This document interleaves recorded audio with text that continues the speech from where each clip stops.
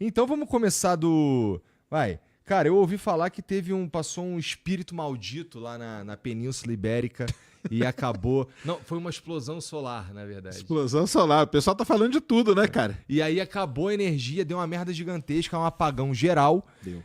Que... Eu sei o que aconteceu porque eu vi você explicando aqui mais cedo. Mas, cara, assim... Tem uma... Na verdade, a gente imagina o que aconteceu, não é? O pessoal ainda não deu a causa, assim, oficialmente falando, né? Mas a própria, vamos dizer, Enel de lá, já falou que muito provavelmente é. O problema é que hoje de manhã, quem acompanhou o noticiário acordou com essa notícia que estava um apagão geral ali, principalmente na Península Ibérica, Espanha e Portugal, né?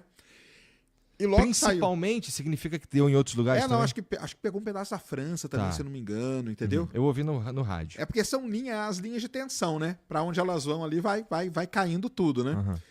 No primeiro momento chegaram a falar que era um ataque cibernético da Rússia, que a Rússia tinha feito um ataque para parar a Europa por causa da guerra lá da Ucrânia com a Rússia e tal, não sei o quê. Depois vieram e falaram assim, caramba, não, mas pode ser uma explosão solar, porque explosão solar pode fazer esse tipo de coisa. Então vamos primeiro falar isso.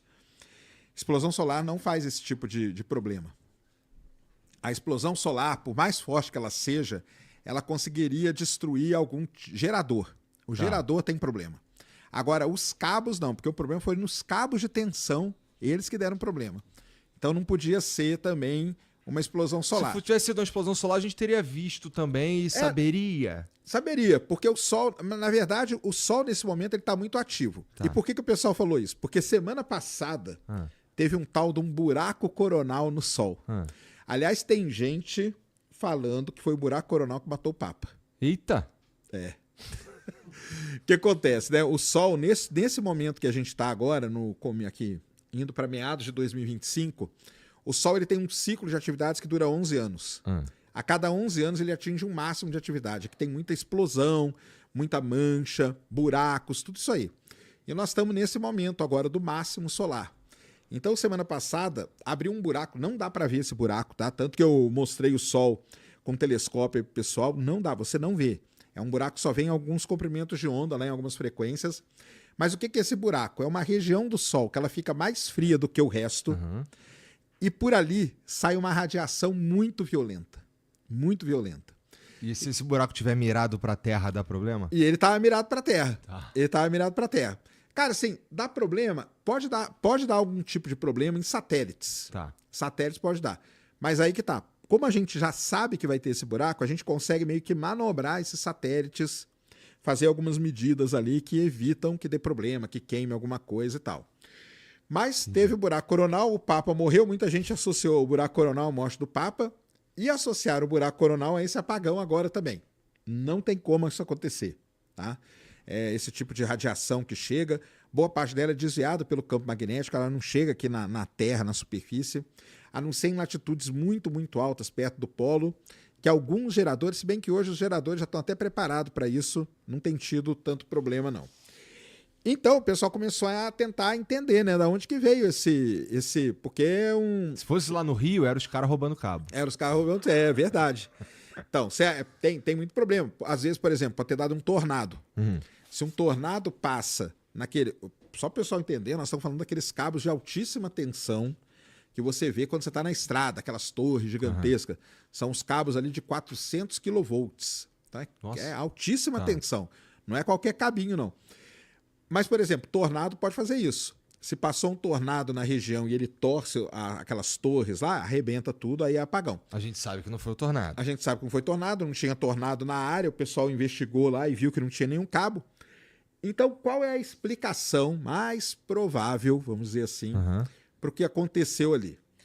Aconteceu um fenômeno atmosférico raríssimo. É muito raro isso aí acontecer mesmo. Que é chamada de oscilação atmosférica induzida. Então, o que é isso? Então, vamos lá. Todo material, pessoal, tem uma vibração natural. Essa mesa aqui tem uma vibração natural dela. As moléculas aqui, elas estão vibrando. Se eu colocar alguma coisa aqui em cima da mesa que vibre na mesma frequência que essas moléculas, a mesa começa a entrar em ressonância, que a gente fala. Ela vai começar a vibrar louco, talvez ela até arrebente no meio. Entendi. Esse exemplo é famosíssimo em viadutos. Então tem um caso muito famoso lá nos Estados Unidos, que você tem os vídeos, né, que mostra a ponte até fazendo assim, ó. Por quê? Porque ela entrou em ressonância, naquele caso foi com o vento. Bateu um vento ali, vibrou na mesma frequência que o material, que o concreto, entrou em ressonância, a ponte faz isso. Muitas vezes... Interessante. Isso aí é uma parada que vale a pena parar para entender legal, porque é muito interessante isso aí. Mas eu não sei se você já viu isso, às vezes às vezes quando você está preso no trânsito, você já sentiu o chão tremendo? Então. Sim. Isso aí. Tem muitos lugares que o pessoal pede para desligar o carro. Por quê? Porque o motor do carro vibrando ali pode fazer com que um viaduto desse entre em ressonância. E aí vai morrer todo mundo, entendeu? Entendi. Porque o concreto, ele vira literalmente uma folha de papel, cara. Ele vira uma folha de papel. Isso acontece, todo material tem isso. Todo material tem isso. Todo material pode ser, de certa destruído, vou dizer. Destruído. Se algo vibrar na mesma frequência. Mas assim, vibrar na mesma frequência significa... porque... Puta, vou fazer uma pergunta super idiota, vai. Que tipo de... som é o quê? Não, se bem que você falou que vento também. Vento, calor, variação de temperatura, som. O exemplo todo mundo conhece. Aquele cara que quebrava a taça com o grito. Aquilo lá é ressonância. Você começa a gritar perto da taça até que a frequência do seu grito coincida com a frequência de vibração natural da taça. Ela quebra, ela explode. Ela explode. Então é isso. Maneiro. O cara, ele sabe... experimento pra você fazer em casa, todo mundo, ó. Pega uma taça, enche ela de água, passa o dedo em cima, ela vai fazer um apitinho. Essa aí é a frequência natural dela. Grita nessa mesma frequência do lado dela pra você ver. A taça vai explodir na sua cara. Usa um óculos pra não te... Ela explode na sua cara, é verdade, cara. Então assim, é um negócio difícil de fazer? Não é. Se você tem um controle bom da voz, você consegue vibrar na mesma frequência ali, porque aquilo ali é uma nota musical, na verdade. Você tira aquela nota, sei lá, 430... kHz, sei lá, 280. Cada material tem a sua frequência natural.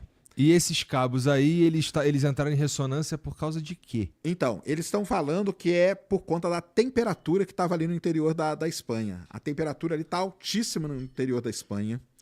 E de noite não é tão quente assim, mas de dia está muito quente. Essa variação muito grande de temperatura... Aí, o que aconteceu com o cabo foi o seguinte. Você tem o cabo lá, tá aqui, ó. Cabo aqui de alta tensão. Aqui, ó, pertinho do cabo, por conta dessa grande variação de temperatura, os átomos aqui acabaram ionizando o ar ao redor do cabo aqui. Então, é como se tivesse feito um outro cabo aqui em volta de coisa que a gente não vê, entendeu? Que é esses átomos ionizados. E esses átomos aqui começaram a entrar em ressonância com essa variação de temperatura. E aí os cabos de alta tensão começaram a vibrar. E aí a gente não sabe se o sistema tem algum sistema de shutdown automático quando isso acontece. Normalmente tem, entendeu? Ou se arrebentou em algum ponto lá e aí vai caindo tudo que está ligado naquilo. Entendeu? E isso vira um problema gigantesco lá na Europa, lá na Península Ibérica, porque os caras não estão preparados para isso. Estão preparados. E lá, vamos lembrar, né? A gente tá falando da Europa. No Brasil, talvez não fosse tanto problema, cara. Mas você pega a Europa, onde talvez o principal meio de transporte é o trem, e o trem é movido a eletricidade, você para todas as estações de trem. Isso aí para a Europa é um caos, né? E aí para o aeroporto, aí vai parando semáforo, aí para tudo, cara. A nossa sociedade atual, né? Ela é totalmente dependente da energia elétrica. Então você tira energia elétrica, acabou, cara. E tende a ficar cada vez mais cada vez mais dependente. E esse é o problema. Acontece um negócio desse e tal. Aí o que você tem que fazer? Dá pra conter isso? Dá. Você vai nesses cabos aí e nas torres ali você instala tipo uns amortecedores. Porque aí ele vai começar a vibrar, o amortecedor vai compensar aquilo ali e não entra em ressonância e não arrebenta tudo. Entendeu? Entendi. Então isso dá pra fazer. Aqui no Brasil, que você pega lá em Itaipu, da onde que sai a linha principal, por exemplo, não sei se já andaram aí pelo interior do Paraná, interior de São Paulo, você vê esses cabão de alta tensão gigante aí. Aqui no Brasil eles têm uns negocinhos ali para proteger. Entendi. Porque a gente sabe que, por exemplo, no interior de São Paulo, onde passa isso, pode fazer um calor extremo. Sei lá, um dia pode fazer 40 graus, entendeu? Já acontece, nesse verão aí aconteceu. Então tem que estar preparado. O problema é que a Europa não estava assim, né? A Europa ela não experimenta calor tão extremo assim. E está experimentando agora. Então foi isso. Aparentemente, muito provavelmente, isso aí quem disse, nem sou eu que estou inventando não, viu, pessoal? Vocês entrarem aí, vocês vão ver que a rede, a Enel de lá, que eu esqueci o nome dela, eles falaram que foi isso que aconteceu. Porque eles têm como investigar também, né? Eles saem lá voando hoje com drone, com qualquer coisa, eles vão seguindo a linha. E, cara, não teve tornado, não tá nada contorcido, não tem nada comido, não tem nada derrubado. Aí vão lá ver, tem uns cabos no chão. Porrada de cabo arrebentado aí só. É isso, entrou em ressonância. Nossa, que merda. Então, ressonância é um problema. O Starship, que é o foguete do Elon Musk, qual que é o problema que ele está tendo hoje? Ressonância. É ressonância. O que está acontecendo? Quando o Starship ele separa, os motores dele vibram pra caramba, né? Imagina, né? Que o motor de foguete. Ele começa a vibrar na mesma frequência do material do foguete. E aí tá arrebentando tanque dentro, tá vazando combustível, tá acontecendo um problema. Um problema que aparentemente é básico, né? Mas não é tão básico assim. É muito complicado isso aí. Então o pessoal da engenharia civil conhece muito bem, o pessoal da engenharia mecânica conhece muito bem. É um negócio legal. Quebrem a taça aí na sua casa e mandem pra gente aí. Nossa, mas cuidado, bota uns óculos. Bota um óculos, só pra proteger aqui a cara. Fala pra sua mãe que você vai fazer uma sujeira e dá-lhe. Quebra aí. Vamos ver quem consegue quebrar. Se você conseguir, ó, você tem. Pois é. Você gritou na mesma frequência do cristal. Ó.